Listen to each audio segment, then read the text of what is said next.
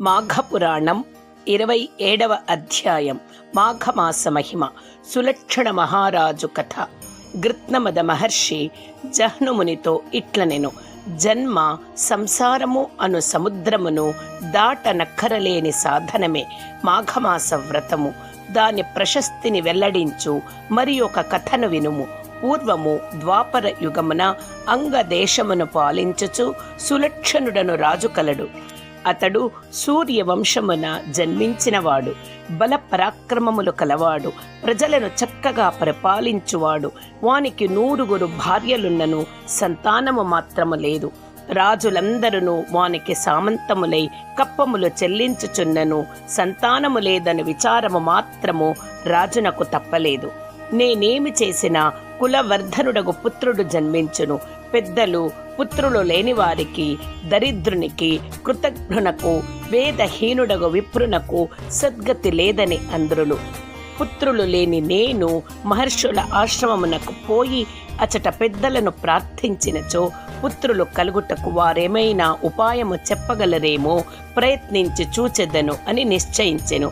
అనేక మంది మహర్షులు కల నైమిషారణ్యమునకు పోవుటయే మంచిదని నైమిషారణ్యమునకు వెళ్ళెను.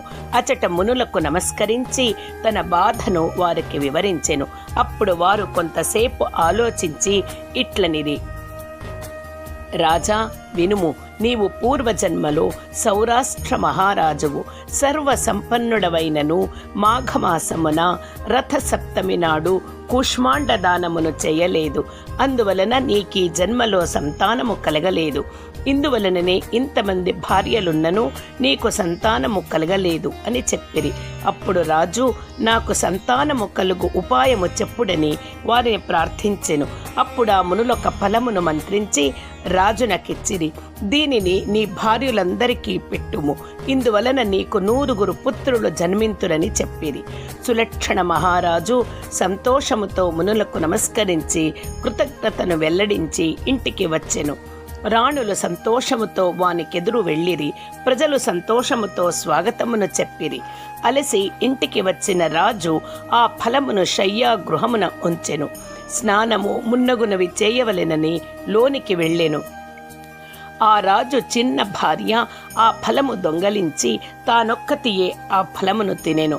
మహారాజు తిరిగి వచ్చి చూడగా ఆ ఫలము లేదు. సేవకులను రాణులను తర్కించి అడుగగా వారు తమకు తెలియదనిది. తుదకు చిన్న భార్య తాను చేసిన పనిని చెప్పెను. రాజు ఏమీయూ చేయలేక ఊరకుండెను. కొన్నాళ్ళ ఆమెకు గర్భవతి అయ్యెను.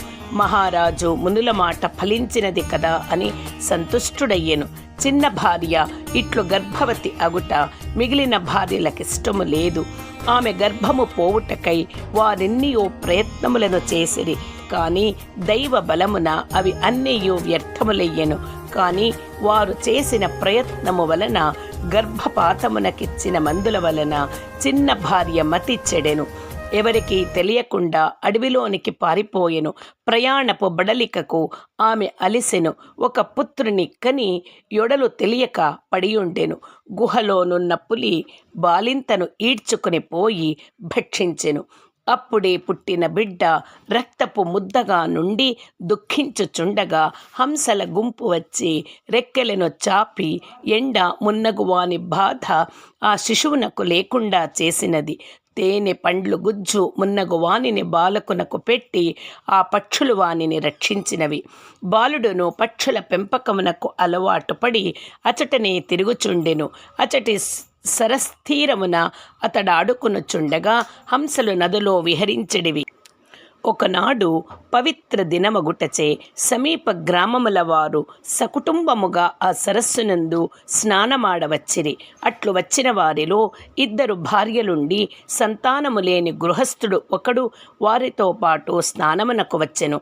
అచట తిరగాడుచున్న బాలుని చూచి ముచ్చటపడి ఇంటికి కొనిపోవలేని తలచి ఈ బాలుడెవరు, ఎవరి సంతానము, అడవిలో ఏల విడువబడెను అని ఎంత ఆలోచించినను వానికి సమాధానము దొరకలేదు. వనమున జలమున గర్భమున ఎచటనున్న వానినైనను రక్షించి పాలించువాడు శ్రీమన్నారాయణమూర్తియే కదా. ఆయనయే నాకీ బాలుని ఇట్లి చూపినాడని తలచెను. బాలుని ఇంటికి కొనిపోయెను. సవతులైన వాని ఇద్దరు భార్యలు ఎవరికి వారు ఆ బాలుని పెంచవలెనని పరస్పరము వివాదపడుచుండిరి. ఈ విధముగా 2 సంవత్సరములు గడిచెను. ఒకనాడు ఆ గృహస్థు ఇంటలేని సమయములో పెద్ద భార్య ఆ బాలుని అడవిలో విడిచివచ్చెను. ఇంటికి వచ్చిన గృహస్థు బాలుని ఎంత వెదికినను కనిపించలేదు. అడవిలో విడవబడిన బాలుడేడ్చుచు వింటివలేనున్న తులసి పొదవదకు వెళ్ళెను. అచట పండుకొనెను. తులసి స్పర్శ వలన బాలునకా వనమున ఎట్టి ఆపదయూ రాలేదు. శ్రీహరి అనుగ్రహమున వానికి రాత్రి గడిచినది. ఎవరునూ లేని ఆ బాలుడు ఏడ్చుట తప్ప మరేమి చేయగలడు? వాని ధైర్యము, నిస్సహాయత ఆ అడవిలో నుండు పశు పక్షాదులలోని జీవ లక్షణమునకు విలువైనది. అడవిలో కల ప్రాణులు, మృగములు, పక్షులు అచ్చటికి వచ్చినవి. బాలుని నిస్సహాయత, ధైర్యము వానిలోని దివ్య లక్షణములను మేల్కొలిపి వానిపై జాలిని కలిగించినవి. ఆ ప్రాణులను కన్నీరు కార్చినవి. ఒకరి భాష మరొకరికి తెలియని రాజకుమారుడు పశుపక్షాదులు ఇట్టి సహానుభూతి నందినప్పుడు మరి ఒక మానవుడున్నచో వాడెంత దుఃఖించినో కదా. అట్లే బాలుడును పక్షియో మృగమైనప్పుడు వాని దుఃఖము ఎట్లుండునో కదా. బాలుడు పశుపక్షాదులు విభిన్న జాతుల వారైనను వారిలోని పరమేశ్వరుని అంశయగు జీవాత్మ మూలమే, ఒక చోట నుండి వచ్చినదే. అది ఏ దివ్యత్వము. కాని విచిత్రమేమనగా బాలునికి తన జాతిదే అయిన స్త్రీ వలన ఆపద వచ్చినది. ఆ విప్రుని మొదటి భార్య ఆమెలోని దివ్యత్వము లోపించినది. సృష్టి విచిత్రమని అనుకొనిటే తప్ప మనకే సమాధానమును తోచదు. ఇది ఏ భగవంతుని లీల. అట్లు వచ్చిన పక్షులు, మృగములు బాలునిపై జాలిపడినవి. పక్షులు ఎండవానిపై పడకుండా రెక్కలతో నీడను కల్పించినవి. తమ విచిత్ర రూపములతో వాని మనస్సును శోకము నుండి మరల్చినవి. మృగములను తేనె, ముగ్గిన పండ్లు వంటి ఆహారములను వానికి తెచ్చి ఇచ్చినవి. ఈ విధముగా మృగములు, పక్షులు వానికి తెచ్చి ఇచ్చినవి. ఈ విధముగా మృగములు, పక్షులు వానికి తాము చేయగలిగిన ఉపచారములను చేసి వాని దుఃఖములను మార్పించి తమ ఉపచారములచే వాని ఆకలిని తీర్చినవి.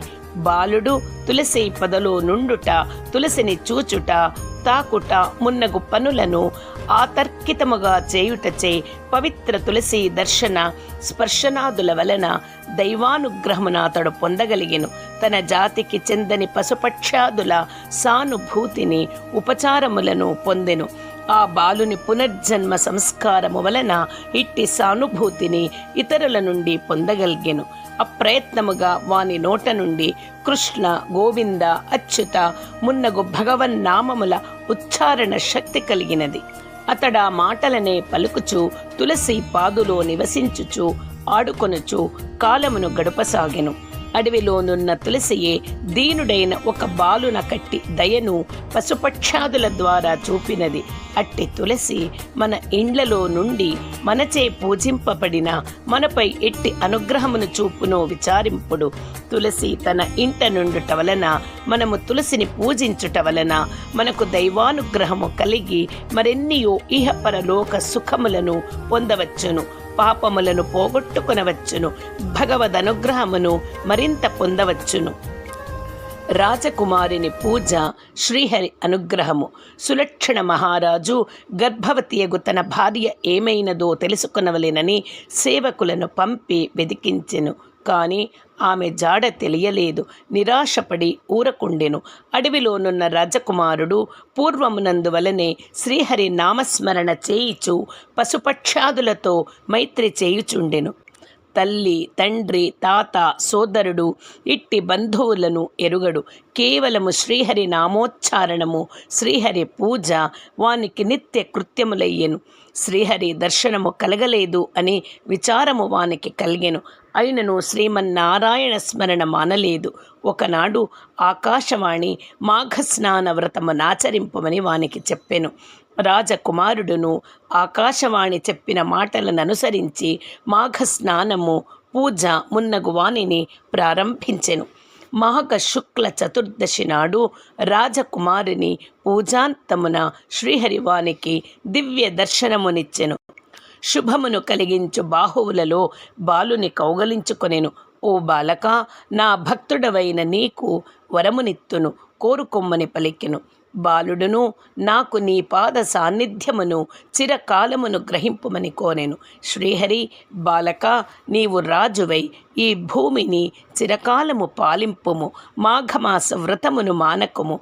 పుత్ర పౌత్ర సమృద్ధిని, సంపదలను, భోగభాగ్యములను పొందుము. నీవిప్పుడు నీ తండ్రి వద్దకు పొమ్ము. రాజువై చిరకాలము కీర్తిని, సర్వ సంపదలను, సర్వ సమృద్ధులను, సర్వ సుఖములను అనుభవింపుము. మాఘమాస వ్రతమును మాత్రము విడువక చేయుము. ఆ తరువాత నా సన్నిధిని చేరుమని పలికెను. అచ్చటనున్న సునందుడను వానిని పిలిచి రాజకుమారుని వాని తండ్రి వద్దకు చేర్చుమని చెప్పెను. సపరివారముగా అంతర్ధానమందెను. సునందుడు రాజకుమారుని తీసుకొని సులక్షణ మహారాజు వద్దకు వెళ్ళెను. రాజకుమారుని పూర్వ వృత్తాంతమును, శ్రీహరి అనుగ్రహమును వానికి వివరించెను. పుత్రుని వానికి అప్పగించెను. తన స్థానమునకు తాను పోయెను. సులక్షణ మహారాజు ఆశ్చర్యమును ఆనందమును పొందెను. కుమారునకు సుధర్ముడని పేరెడెను.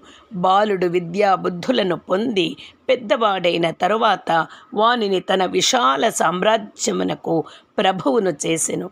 వృద్ధుడైన సులక్షణుడు భార్యలతో వనమునకేగెను. వానప్రస్థమును స్వీకరించి కొంతకాలమునకు మరణించెను. వాని భార్యలను సమాగమనము చేసి పరలోకమునకు భర్తననుసరించి తరలిది. సుధర్ముడు భక్తితో తండ్రికి తల్లులకు శ్రద్ధతో శ్రాద్ధ కర్మలను ఆచరించెను.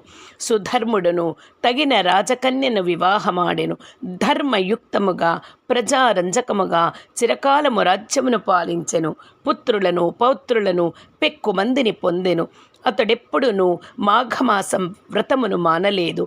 పుత్రులతోనూ మనుమలతోనూ భార్యలతోనూ కలిసి జీవించి ఉన్నంత వరకు మాఘమాస వ్రతమును ఆచరించెను.